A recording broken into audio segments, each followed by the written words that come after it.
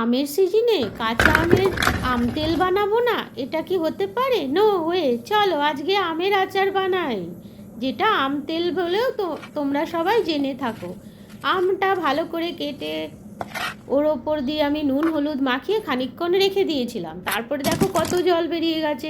ওই জল থেকে ছেঁকে ছেঁকে কুলোতে দেবো রোদ্রে। 6 ঘন্টা আমি রোদে দেবো। সকালে তোমাদের আমি দেখালাম কিভাবে আমটা কেটে রোদে দিলাম।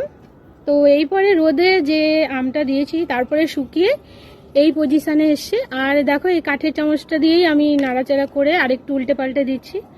তো এত রোদ্রু, তো আমি ওই জন্য এই টুপিটা পরেছি। আর তো চলো নিচে গিয়ে এবার আমের আচারটা বানাই। এরপর আচারের মশলাটা রেডি করি। প্রথমে শুকনো লঙ্কা, তারপরে ধনে, যেটা আমি ডবল পরিমাণ নিয়েছি, তারপরে মৌরি, জোয়ান আর সাদা সর্ষে, এখানে তোমরা কালো সর্ষে ইউজ করতে পারো, সাদা জিরে আর কিছুটা পিপুল আর শুকনো আদাও দিয়েছি, আর একটু নুন দিয়ে ভালো করে ড্রাই রোস্ট করে নিলাম। তারপরে গ্রাইন্ড করলাম। এরপরে আমি এখানে ট্রিও জার ইউজ করেছি, আর সর্ষার তেলে ইমামি হেলদি টেস্টি দিলাম।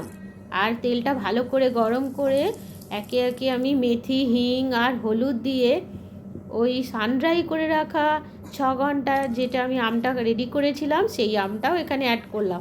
আর বেশ 2 কাপের মতো আমি ওই মশলাটা এখানে ভালো করে দিয়ে মিক্স করে নিলাম। এরপরে দেখতে পাচ্ছ এই কি পজিশান হলো আচারের।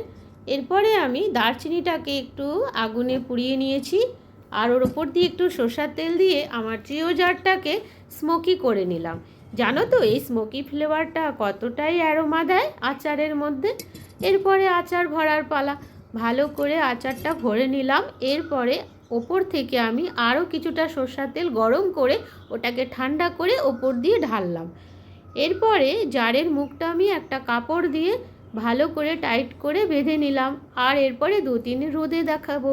এরপরে আচার রেডি। টাটা।